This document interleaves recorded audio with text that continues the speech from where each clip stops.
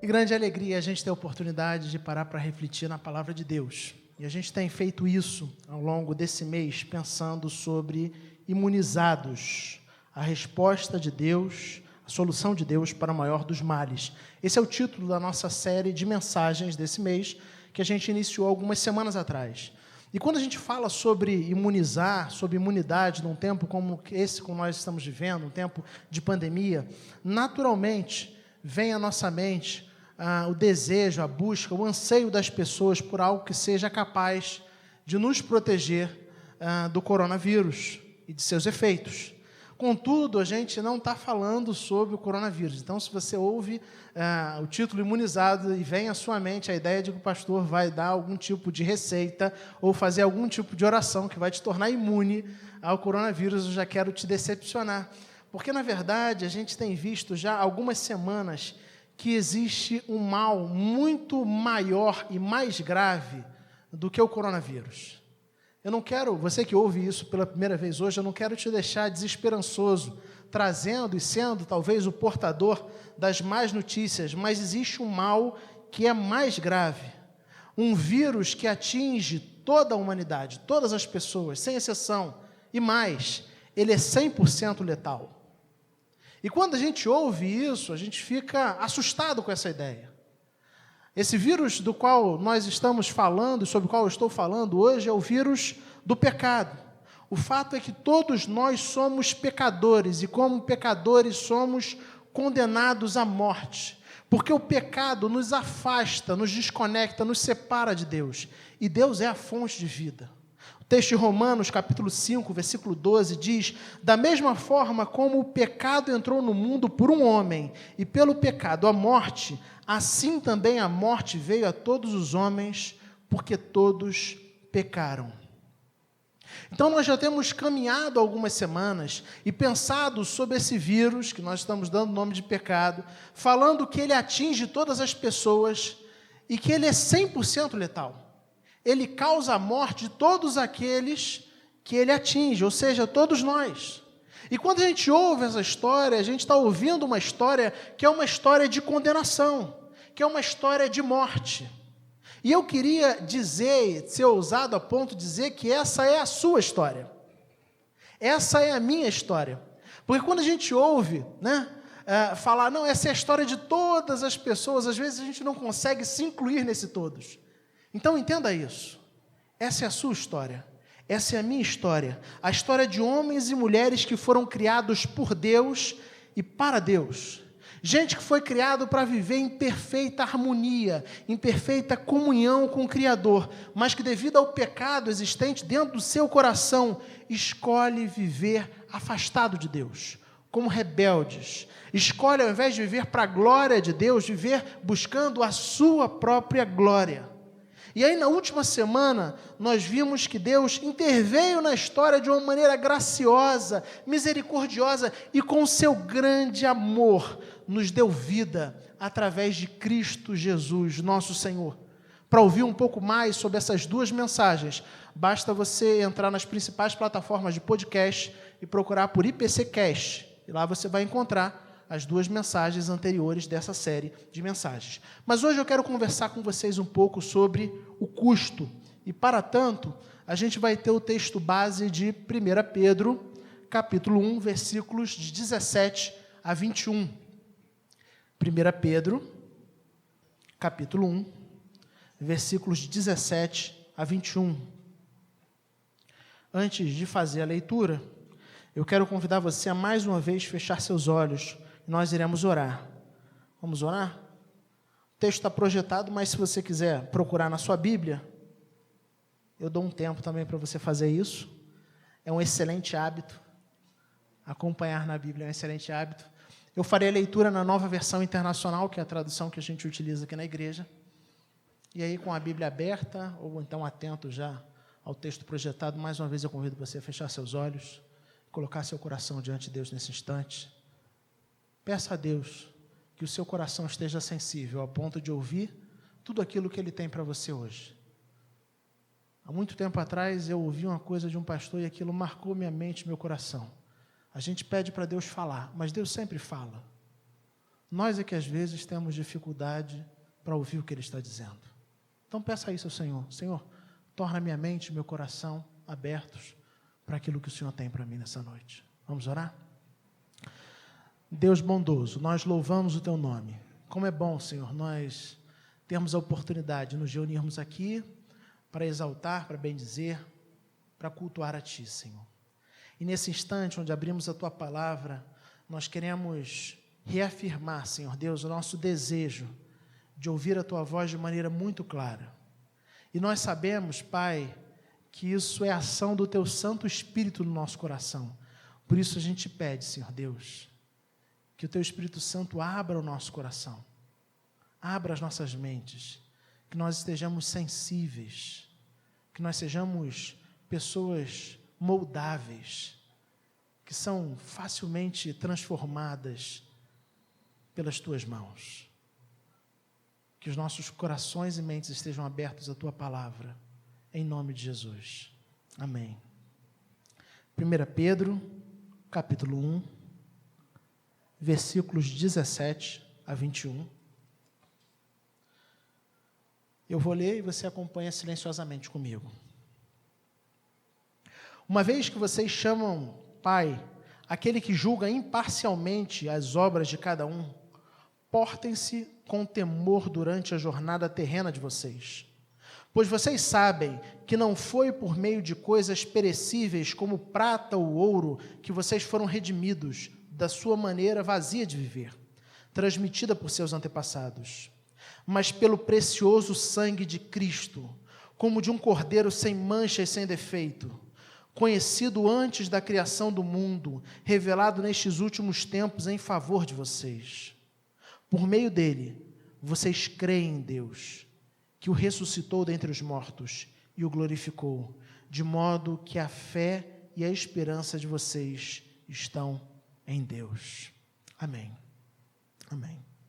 O texto que nós lemos, na verdade, ele faz parte da terceira sessão do capítulo 1 de 1 Pedro. E aqui o apóstolo discorre a respeito da nova identidade dos cristãos e das consequências dessa nova identidade na vida cotidiana das pessoas.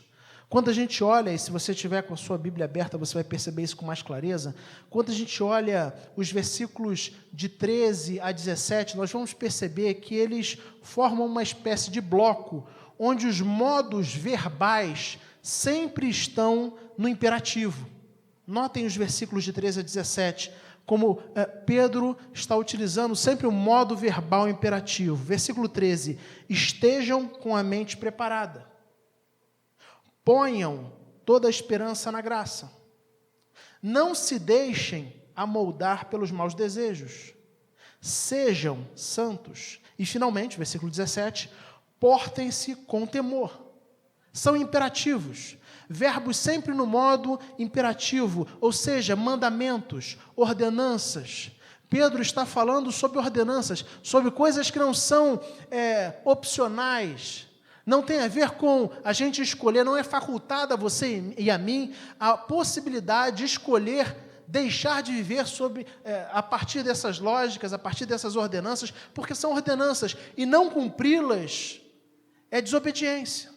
Então, Pedro começa no versículo 13 até o versículo 17 com modos imperativos, falando sobre ordens, sobre mandamentos para todos os cristãos, mandamentos para você e para mim.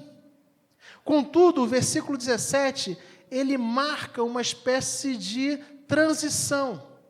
Porque a partir do versículo 17, aí um novo bloco se inicia no versículo 18 e vai à frente, os modos verbais mudam do imperativo e agora a sequência é de modos verbais no indicativo. Ele sai das ordens, ele sai dos mandamentos e ele utiliza o indicativo, que é uma forma verbal que aponta para descrever fatos e certezas. E aí talvez você esteja dizendo assim, mas isso tudo é português. Para que eu preciso saber disso? Porque aí você entende melhor o texto. É como se Pedro estivesse apontando, então, para a realidade de que as certezas que nós temos, as certezas que você tem, as certezas que eu tenho, as nossas crenças, elas precisam moldar a vida que nós vivemos, as nossas ações e pensamentos. Então, ele começa apresentando imperativos, ou seja, desafiando, ordenando, mandando que os seus leitores tomem determinadas ações, determinadas práticas de vida, e depois ele justifica isso, levantando certezas. Ele fala assim, vocês creem dessa forma, vocês pensam dessa forma, vocês são isso aqui. E por causa disso, por causa das coisas que vocês acreditam, por causa das coisas que vocês temem, das certezas que vocês têm, essas certezas elas precisam afetar a maneira como vocês vivem. Elas precisam afetar as suas ações. Elas precisam afetar os seus pensamentos. E eu quero, de maneira ainda que breve, porque isso vai estar ao longo de toda a nossa mensagem, fazer um pequeno parêntese aí. Porque eu creio que esse é o tipo de fé que realmente é a fé que a Bíblia descreve. Uma fé que não tem a ver apenas com uma convicção interna, com um convencimento racional, ou até mesmo um convencimento emocional, mas que não tem aplicação na vida prática. Nós dizemos que acreditamos acerca de uma série de coisas sobre Deus, e às vezes temos uma bonita profissão e confissão de fé. Fazemos afirmações corajosas e ousadas a respeito da certeza de que Deus está no controle de todas as coisas, a respeito da certeza de que Deus nos ama, a certeza de que Deus controla o universo. Mas, na prática, um dos nossos maiores problemas é que nem sempre as certezas que nós temos ou dizemos ter, as coisas que nós acreditamos ou dizemos acreditar, conseguem influenciar as realidades práticas diárias, cotidianas, da minha e da sua vida. E aí, quando a gente entende essa transição do imperativo para o indicativo que Pedro faz no texto, a gente lê o versículo 17 sob essa perspectiva. Tenha isso em mente, e a gente vai ler de novo o versículo 17. Percebam que Pedro diz, uma vez que vocês chamam Pai, aquele que julga imparcialmente as obras de cada um, portem-se com temor durante a jornada terrena de vocês. Então, qual o tipo de argumento que Pedro está utilizando aí? Ele está dizendo, vocês dizem acreditar que são filhos de Deus. Vocês chamam Deus de Pai. E se vocês acreditam nisso, vocês precisam viver de uma forma que seja coerente, condizente com essa filiação que vocês acreditam e dizem ter. Eu creio que esse versículo seja importantíssimo para os nossos tempos, principalmente pelo fato de que, normalmente, quando a gente ouve pessoas dizendo que são filhas de Deus, via de regra, o que está na mente delas, ou em boa parte, também de boa parte delas, são os benefícios, são os privilégios. Mas perde-se de vista a realidade de que, se eu sou filho de Deus, isso tem implicações, isso propõe práticas de vida, isso propõe responsabilidade. E é disso que Pedro está falando. Vivam de maneira condizente, vivam de maneira coerente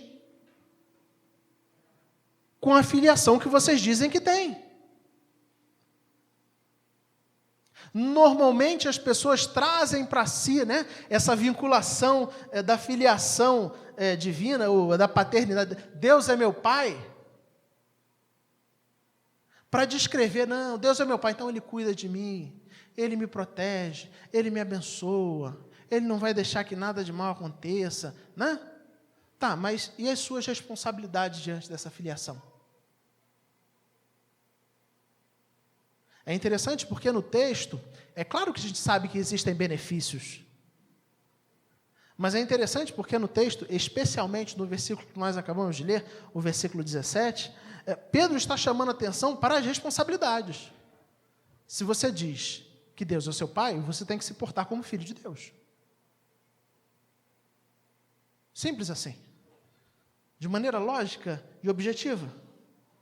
Você não pode ignorar as responsabilidades que você tem como filho.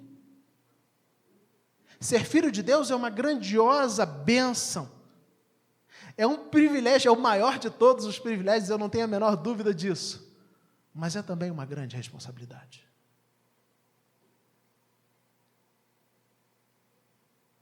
É natural que as pessoas que nos cercam, quando percebem ações, atitudes minhas ou atitudes suas que não são condizentes com a filiação que nós dizemos ter, elas naturalmente nos questionam. Algumas nos questionam, outras não questionam de maneira direta, mas aqui na mente, ou então a terceiros, né? Naturalmente, diz que é crente, mas está fazendo isso, está fazendo aquilo. Tem esse posicionamento ou aquele posicionamento. E a gente tem que entender que essa filiação, ela não combina com determinadas coisas. Eu estava conversando com uma pessoa aqui da igreja algum tempo atrás, e a gente estava vendo aqueles perfis de Instagram, de redes sociais, né? Aí a pessoa coloca assim no perfil do Instagram, por exemplo, vou dar o meu nome, usar o nome de um de vocês, mas vocês nunca podem ser maus exemplos, sou sempre eu mau exemplo. Rafael, filho de Deus, cristão, signo leonino. Tem uma coisa estranha.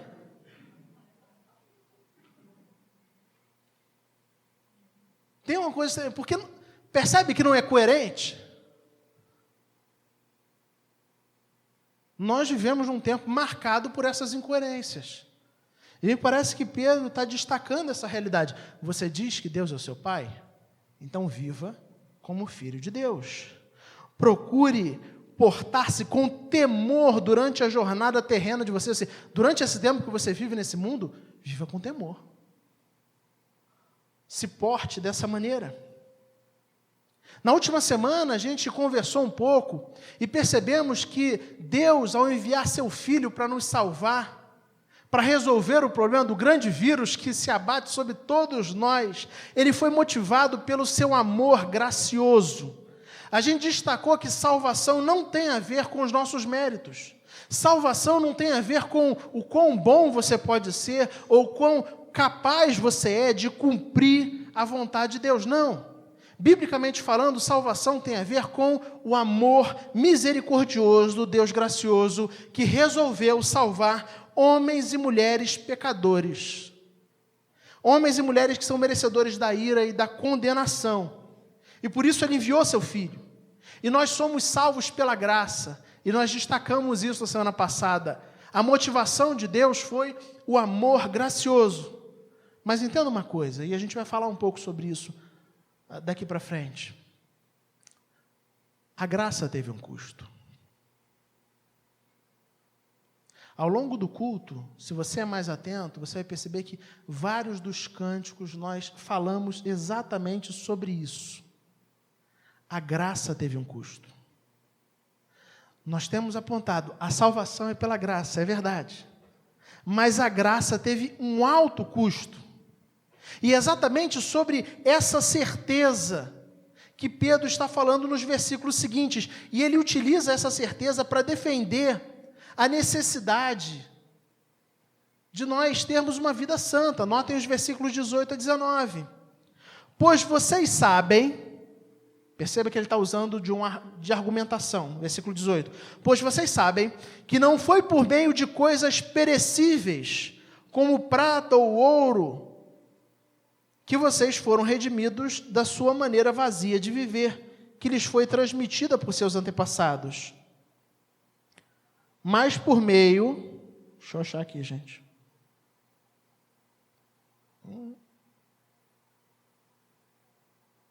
Isso, pois vocês sabem que não foi por meio de coisas perecíveis como prata ou ouro que vocês foram redimidos, da sua maneira vazia de viver que lhes foi transmitida por seus antepassados, mas pelo precioso sangue de Cristo, como de um cordeiro sem mancha e sem defeito, conhecido antes da criação do mundo, revelado nesses últimos tempos em favor de vocês. E eu acho fantástico que Pedro tenha escolhido a prata e o ouro para exemplificar coisas perecíveis. Porque se existe algo no nosso mundo que tem um valor perene, um valor que permanece, esse algo é a prata e o ouro. Você se deu conta disso? Quem é mais antigo? Antigo. pegou algumas mudanças de moeda no nosso país. Ninguém aqui pegou os réis, não, né? Não, espero que não, né? Isso. Mas quantas moedas? 70, 80, cruzado, cruzeiro, cruzado novo, né? E foi mudando, e as coisas, a moeda, ela perde o valor, mas o ouro permanece. Já parou para perceber? O ouro valia muito, era muito valorizado nos tempos de Jesus. E antes de Jesus, também era muito valorizado.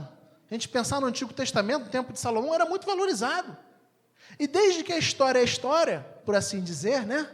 As pessoas valorizam o ouro, as pessoas valorizam a prata. E ainda hoje, se você chega aqui com uma barra de ouro, todo mundo vai ter na mente assim, olha, eu não sei exatamente quando vale, mas eu sei que vale muito.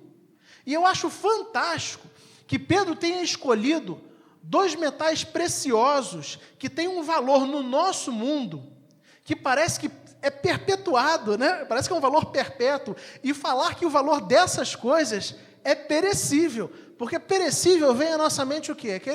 As coisas que estragam, que passam de maneira rápida, que são finitas. Então, Pedro está se utilizando de uma comparação. Ele está falando assim, olha, mesmo as coisas mais permanentes, os valores mais permanentes do mundo onde nós vivemos, são perecíveis e são limitadas quando comparadas ao preço pago pela vida de vocês. Pois vocês sabem que não foi por meio de coisas perecíveis como prata ou ouro que vocês foram redimidos da sua maneira vazia de viver, que lhes foi transmitida por seus antepassados. E agora ele vai falar do custo. Mas pelo precioso sangue de Cristo, como de um cordeiro sem mancha e sem defeito, conhecido antes da criação do mundo, revelado nestes últimos tempos em favor de vocês. Por causa dos nossos pecados, estamos condenados a sofrer a ira de Deus. Como nós lemos na última semana em Efésios 2, versículo 3, éramos por natureza merecedores da ira. Essa é a consequência do pecado. Romanos 6, 23 diz, pois o salário do pecado é a morte, mas o dom gratuito de Deus é a vida eterna em Cristo Jesus. Deus, então, na sua graça, no seu amor, na sua misericórdia, na sua bondade, enviou Jesus Cristo. E Jesus Cristo viveu aqui como um homem perfeito, e ele cumpriu toda a lei de Deus, vivendo o tipo de vida que você e eu somos incapazes de viver. Em tudo ele viveu para a glória de Deus. Ele foi completamente obediente. Toda a lei que eu e você somos incapazes de cumprir, Cristo cumpriu. Mas o Evangelho não para aí. O Evangelho diz que ele foi condenado injustamente, condenado à morte de cruz, assumindo um lugar que era seu, assumindo um lugar que era meu. Por isso, entenda isso, você foi comprado, você foi comprada por um alto custo, um altíssimo custo. O sangue do Filho unigênito de Deus foi derramado em seu favor. A graça de Deus teve um altíssimo custo. A graça de Deus não foi barata. A graça de Deus não pode ser comprada com coisas perecíveis, como prata ou ouro.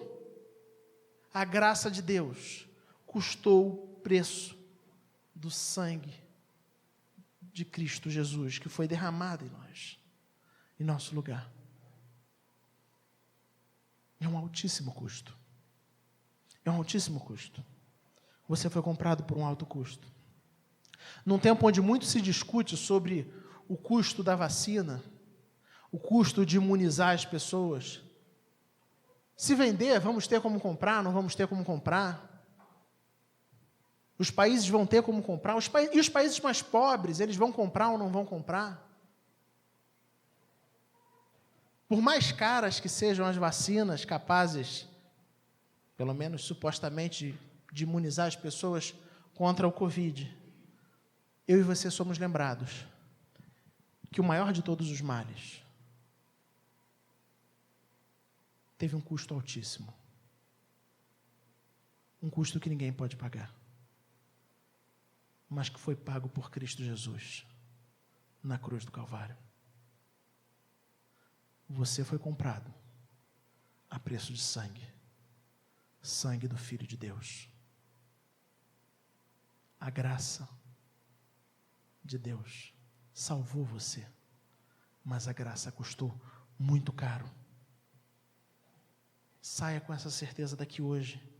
Se de tudo que eu falar você gravar essa frase, eu estou satisfeito, entenda isso. Deus não calcula preço para redimir aqueles que Ele ama.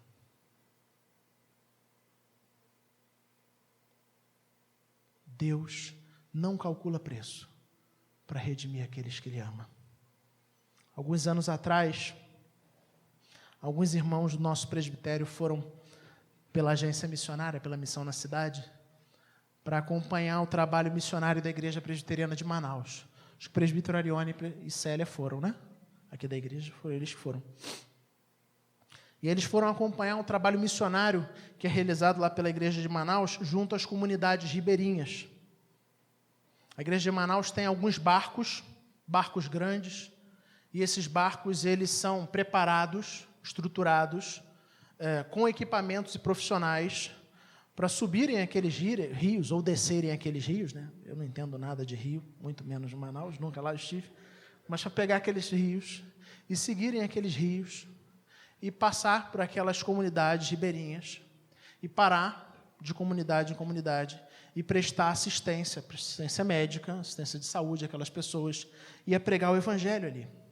E eu lembro que depois da gente voltando, um pastor amigo meu falava de algo que Deus trabalhou no coração dele, porque eles fizeram uma viagem, eles estavam no barco, e eles caminhando com o barco, né? Navegando com o barco, tem que fazer parte da mesma estrutura, né? Isso, navegando com o barco, e aí chegou uma notícia de que existia uma família que queria muito, muito ser visitada pelos pastores da igreja. E aí o pastor da igreja de lá, virou e falou assim, não, vamos comigo. E ele falou, tudo bem, a gente vai. E foram 3 pastores para lá. E pegaram a voadeira. Sabe aquela voadeira? Barco mais ágil.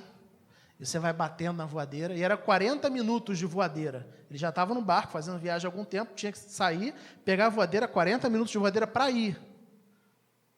E depois 40 minutos de voadeira para voltar. E esses barcos, os barcos grandes, o pastor, enquanto isso eles conversavam, né? E aí o pastor amigo meu perguntou, quanto custa um barco desse? Qual o custo que vocês têm para manter um barco desse? E aí o pastor João, lá de Manaus, falou assim, olha, um barco desse grande, parado, ele custa 30 mil por mês para a gente, parado. Sem contar o combustível quando faz as viagens, o equipamento, né, os insumos, sem contar isso. Parado, se a gente não fizer viagem nenhuma, ele custa 30 mil. E aí foram lá, 40 minutos de viagem de ida, atenderam a família, voltaram a 40 minutos. E na volta, ele conversando sobre essa família, ele virou para o pastor da igreja e fez uma pergunta, aquele comentário como quem não quer nada, e diz assim, mas isso é custoso para a igreja, né? Sai caro para a igreja, né? E aí o pastor da igreja de Manaus, o pastor João, deu uma resposta desconcertante, mas é aquela resposta que é resposta de Deus para a nossa vida, né? Com toda a delicadeza, ele disse assim, reverendo, Deus calcula quanto custa uma pessoa? Será que Deus calcula quanto custa uma pessoa? Deus não calcula preço para redimir aqueles a quem Ele ama. Às vezes, você e eu fazemos cálculos, mas Deus não calcula. Deus não calcula preço. Quero concluir, então, com alguns aspectos práticos. Esse Deus que não calcula, o apóstolo Paulo fala sobre ele em Romanos 8,32, aquele que não poupou o seu próprio filho, mas o entregou por todos nós, como não nos dará juntamente com ele e de graça todas as coisas? Deus não calcula preço para redimir aqueles a quem Ele ama. Ele foi capaz de entregar o próprio filho.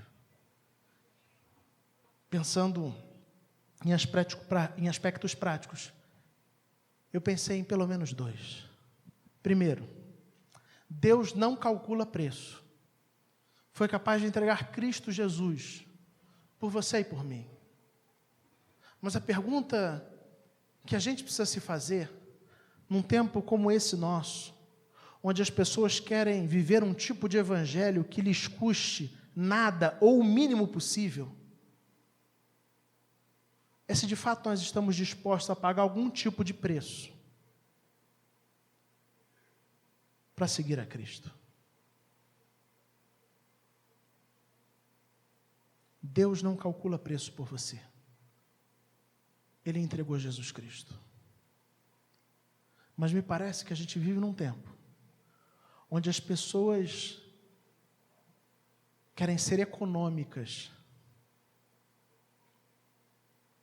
profundamente econômicas, quando o assunto é custos para seguir a Cristo. Me parece que as pessoas se sentem atraídas por um evangelho que não nos custe nada. Contudo, quando a gente entende a graça de Deus, quando a gente entende o custo, foi o sangue de Cristo Jesus que foi derramado por você e por mim. A gente entende que é impossível dar menos do que compromisso total. É impossível dar menos do que entrega radical. É impossível. E nós ficamos impondo limites. Nós impomos limites até para as coisas mais banais.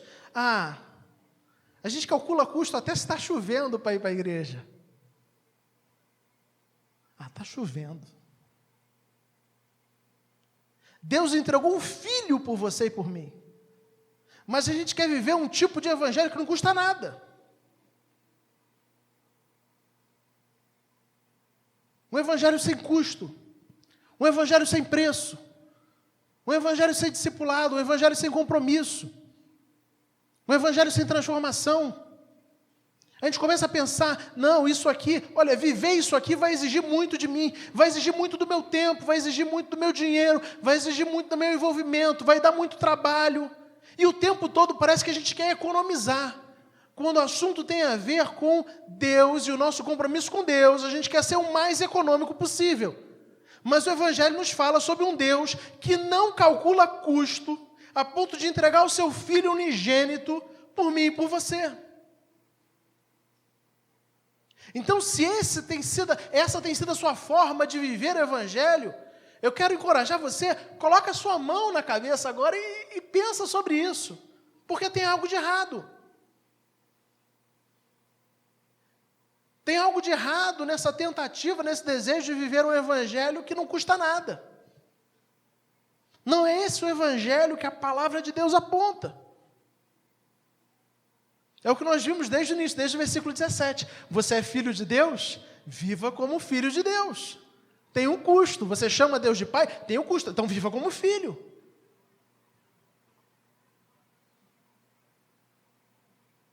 Pergunte isso à sua mente, ao seu coração nesse instante. Será que você tem tentado viver um tipo de evangelho que não lhe custa nada? Ou que lhe custa muito pouco? Bem pouquinho. Qual é o mínimo? Qual é o mínimo de envolvimento possível? Qual o mínimo de vezes que eu tenho que orar para ser considerado crente ainda? Qual o mínimo de vezes que eu tenho que ler a Bíblia para ser considerado crente? O mínimo de vezes que eu tenho que ir para a igreja?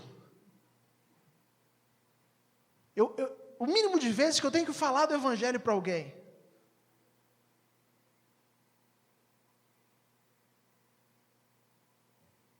Pensa nisso. Ele não calculou custo por você. E se o Evangelho alcançou o seu coração, de verdade, você não vai calcular custo por ele. O mínimo que o Evangelho exige é entrega completa. É dedicação radical. Eu acho fantástico quando eu leio os Evangelhos e eu vejo Jesus virando para aqueles homens e falando, olha, eu vou fazer vocês pescadores de homens. E o texto fala de homens que largam as suas redes. Gente que era pescadora e que as redes eram o que tinha de mais precioso para eles, mais caro. representava a vida deles. Porque a nossa vida é muito mediada pela nossa posição, nosso trabalho. Mas eles abrem mão de tudo. Simplesmente para seguir. Será que você não tem colocado uma série de limites? Tentado economizar? Não deu o mínimo para Deus. Porque você foi comprado a um alto custo. Mas segunda questão prática que eu acho importante a gente pensar do texto, é que normalmente quando a gente fala que a salvação é de graça, a gente ouve as pessoas, é muito comum, você talvez já tenha ouvido as pessoas dizerem assim, mas é fácil. Se é assim, é fácil. Então Deus faz tudo e eu não preciso fazer nada. Se eu não perco a salvação, se tem a ver com Ele, é fácil. Isso só demonstra a incompreensão da realidade de custo. A salvação é de graça para nós, mas ela custou o sangue do Filho de Deus. E quando a gente entende o custo, a gente percebe o quão profunda e radical ela precisa ser aplicada à nossa vida. Entenda isso. Todas as pessoas que viram para mim e falam assim, então é fácil. Eu às vezes eu não falo, mas o que vem à minha mente é assim, ainda não entendeu o Evangelho. Qualquer um que ache que o caminho do discipulado é fácil, ainda não entendeu o Evangelho. Qualquer um que ache que viver como filho de Deus é fácil, ainda não entendeu o Evangelho.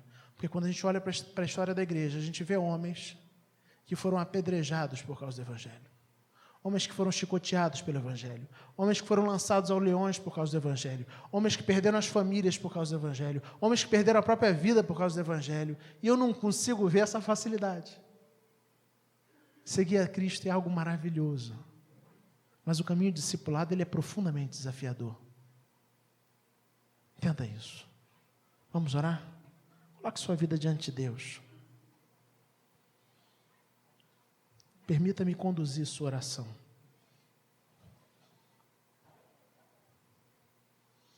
Deus não mediu esforço nem custo para alcançar você.